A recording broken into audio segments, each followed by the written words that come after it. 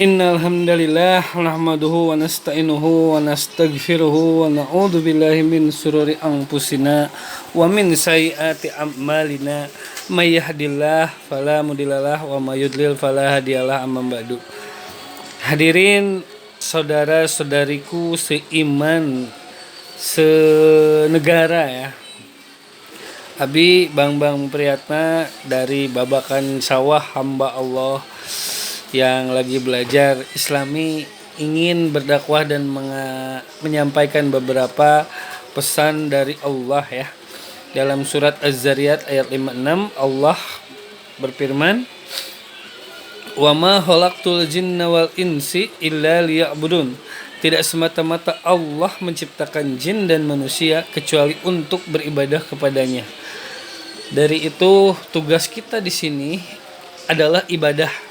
Ibadah banyak sekali macamnya. Kita senyum ibadah, membuang duri di jalan pun ibadah supaya orang lain tidak terkena duri tersebut. Senyum dengan maksud membahagiakan orang yang kita temuin. Banyak ada ibadah puasa, ibadah sholat, ibadah zakat, atau ibadah-ibadah yang lainnya. Maka dari itu kita harus memperbanyak ibadah. Mudah-mudahan ibadah dan amal kita kalau ikhlas bisa diterima oleh Allah Subhanahu wa taala. Dari itu, saudara-saudaraku, perbanyak amal ibadah yang kita hanya melakukannya hanya untuk Allah, bukan untuk mendapatkan bayaran ataupun mendapatkan pemberian dari orang yang kita bantu gitu ya. Kalau kita bersedekah harus karena Allah, karena dengan kita sedekah karena Allah itu dengan otomatis bukannya berkurang, harta yang kita miliki makin bertambah karena Allah udah mempercayakan harta kepada kita, tapi kita sedekahkan untuk membantu orang lain. Itu sangat bagus sekali. Dengan otomatis Allah akan mempercayai kita dan menambah kepercayaan Allah kepada kita dengan yang lebih gitu. Jadi secara matematik emang berkurang ya. Contoh, uang yang kita punyai 10.000. Kalau kita keluarkan 10.000 itu atau minimal 2.000, berapapun yang kita keluarkan, itu yang kita keluarkan itu yang akan bertambah dan yang akan menjadi nilai ibadah yang akan menyelamatkan kita di hari akhir nanti. Yang kita belanjakan bahkan itu akan menjadi pertanyaan di hari kiamat kelak ya. Kamu dapat uang dari mana dan dikeluarkan kemana, dipakai apa? Tidak akan melangkah seseorang sebelum ditanya itu. Dari mana uang yang kamu dapatkan? Misalkan uangnya teh dari yang haram. Kita kan mau menjawab apa coba? Jadi dari sekarang perbaikilah cara kita mencari uang, karena itu sangat berefek sekali kepada keluarga kita. Contohnya ya, apabila kita memberikan uang dengan cara-cara yang gak baik atau yang gak halal, itu efeknya kalau dikasihkan ke istri, istri ngelawan, istri ngelunjak. Kalau dikasihkan kepada anak kita durhaka, jauh dari kata takwa. Itu anak yang soleh dan soleha harus dipupuk dan dimulai itu dari sejak dini dan dari makanannya. Gimana anak kita mau soleh dan soleha sementara uang yang kita kasih kepada anak istri kita adalah uang dari hasil yang haram. Haram contohnya jual beli bisa jadi haram kalau caranya salah. Misalkan dengan mengurangi timbangan atau dengan cara mengkreditkan menjadi lebih besar atau menjadi riba. Ada perantara pembayaran yang menekankan harus sekian. Misalkan gini ya, saya jualan beras, ada seseorang yang mau membeli beras tapi nggak punya uang, terus ditalangin sama si C. Dengan syarat si B tadi yang mau membeli beras membayar ke si C dengan bunga yang gede. Dan kalau telat itu ada denda, itu riba. Nggak boleh. Allah telah menghalalkan jual beli dan mengharamkan riba.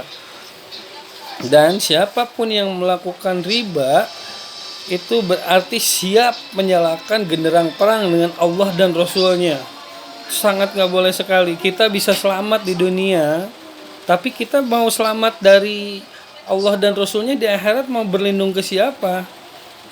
Di dunia kita bisa dari kejaran polisi masih bisa ngumpet, Tapi kalau nanti di hari akhir hanya Allah yang berkuasa, Allah lah yang menguasai pada hari pembalasan. Maliki yaumiddin, Allah lah yang menguasai pada hari pembalasan. Tidak ada lagi pertolongan melainkan dari pertolongan Allah. Di situ dimana orang dikumpulkan di padang mahsyar dengan tingkat keringat yang bermacam-macam sesuai dengan amal dan ibadahnya ya. Kalau amal ibadahnya bagus, walaupun matahari didekatkan, kita tidak akan berkeringat, kita tetap nyantai, aman karena ada perlindungan dari ibadah kita ya, ada perlindungan dan pertolongan dari Allah. Tapi sebaliknya, apabila kita di dunianya jarang melakukan amal soleh, tidak melakukan semua karena Allah, itu sangat apa ya, sangat rugi. Apa yang mesti kita bawa ke kampung kita? Ibaratnya gini, kita tuh lagi apa ya, lagi mudik.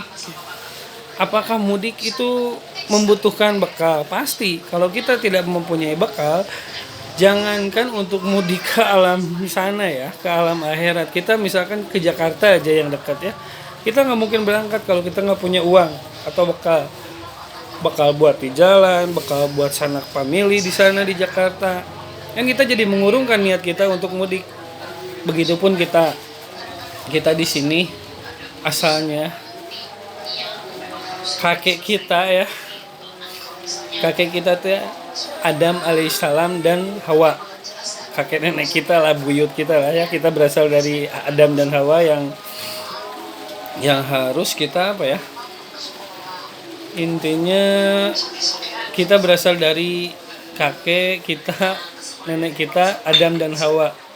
Kita berasal dari surga karena diusir oleh setan, digoda oleh setan supaya melanggar apa yang ditetapkan oleh Allah. Misal contohnya dulu tuh gini, Nabi Adam tuh nggak boleh mendekati buah itu, tapi karena bujukan setan kepada Hawa pengen buah itu, akhirnya tergelincir dan memakan buah itu sampai mereka kelihatan auratnya dan Allah murka, Allah turunkan ke bumi. Nah, kita akan kembali kemana? Kita berasal dari mana? Kita berasal dari surga dan akan kembali ke surga insya Allah ya. Dan untuk mendapatkan kembali mudik kita ke kampung kita yaitu akhirat surga, kita membutuhkan bekal. Apabila kita tidak mempunyai bekal iman dan takwa, kita tidak akan bisa pulang ke sana. Contoh yang tadi bilang, kalau kita tidak mempunyai bekal untuk di jalan, untuk ke sanak famili, otomatis kita nggak akan pulang. Begitupun dengan kehidupan. Di sini, di dunia ini tempat meninggal, tempat mengumpulkan bekal untuk kita pulang ke akhirat atau ke surga, ke kampung kita. Apakah kita bakal menemukan kampung kita? Kalau kita tidak beriman dan bertakwa kepada Allah, bagaimana kita bisa masuk dan kembali ke kampung kita? Begitupun mudik, kalau kita ada bekal kan enak ya. Selain di jalan yang nyaman, kita bisa memberi kepada sanak famili ya, kepada tetangga, teman-teman. Kalau uang yang kita bekal yang kita punya cukup. Begitupun ke akhirat, kalau bekal kita cukup atau banyak, insya Allah kita akan mudah kembali ke kampung kita, yaitu surga ya. Yaitu caranya dengan ibadah. Dan cara bersyukur kita yaitu ibadah juga. Jadi kalau kita udah diberi nikmat sama Allah, harus dipergunakan untuk beribadah. Kalau tidak untuk beribadah, untuk apa lagi coba? Sedangkan dalam surat Ibrahim ayat 7 Allah berfirman, "La in sakartum la azidanakum wa la in kafartum inna azabi lasadid." Barang siapa hambaku yang bersyukur, maka nikmatnya akan kami tambah. Tapi barang siapa yang kufur, maka azab kami sangat pedih. Jadi tinggal memilih aja kawan-kawan, kalian mau bersyukur apa mau kufur. Kalau kufur itu azab Allah itu sangat pedih. Tidak ada yang mengikat lebih keras daripada, lebih kuat daripada ikatannya. Tiada yang menyiksa lebih parah dan lebih menyakitkan daripada siksaan Allah atau azab neraka. Apakah kalian sanggup? Tentu tidak. Maka dari itu, Maka dari itu kawan-kawan seiman, kita harus cepat-cepat kembali kepada ampunan Allah, kembali kepada jalan yang lurus, yaitu fitrahnya Allah kita sebagai manusia, yaitu harus beribadah. Karena di dunia ini bukan tempat tinggal. Ingat, di dunia ini bukan tempat tinggal. Di sini hanya sementara, hanya sekejap saja. Hanya kalau dirasain itu pas kita udah meninggal, hanya ibarat dari siang sampai sore saja. Di akhirat yang kekal. Seperti dalam surat Al-A'la itu, wadakar marobi pasalah, bentar ya. Wadakar marobi pasalah baltu sunal wal akhiratu khairu wa abqa. Di akhirat itu lebih kekal, lebih lama, dan lebih baik. Wal akhiratu khairu wa abqa. Ya, akhirat lebih utama daripada dunia, jauh lebih utama daripada dunia. Dunia ini tidak lebih dari sebelah sayap nyamuk, kata Allah seperti itu.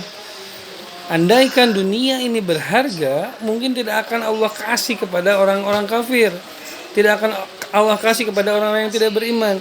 Karena tidak berharga, Allah kasih ke semua, baik ke orang muslim ataupun ke orang kafir, Allah kasih. Karena tidak berharga. Apakah dunia yang kita punyai akan dibawa kepada akhirat? Tidak. Kecuali dunia yang dipakai beribadah. Contoh, kita punya harta dikorbanin, dibeliin sapi, dibeliin kerbau, kurban pas Idul Kurban, memberikan kepada orang-orang yang gak mampu. Itu dunia yang akan dibawa. Artinya bukan dibawa dunianya, tapi pahala atau balasan dari Allahnya itu yang lebih gede, bahwa bahkan itu yang akan menyelamatkan orang yang udah meninggal.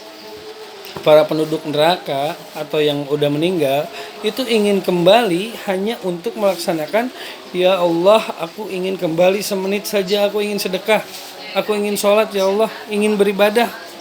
Tapi waktunya udah habis karena mereka udah meninggal. Tetapi kita yang belum meninggal masih ada kesempatan untuk memperbaiki hidup kita. Dan Allah itu maha pemaaf, maha pengampun. Seberapapun dosa kita, seberapa besar pun dosa kita, Allah akan ampuni. Maka dari itu kembalilah kepada jalan Allah ya. Tidak ada dosa yang tidak diampuni, kecuali udah bertobat kepada Allah, pasti Allah akan ampuni.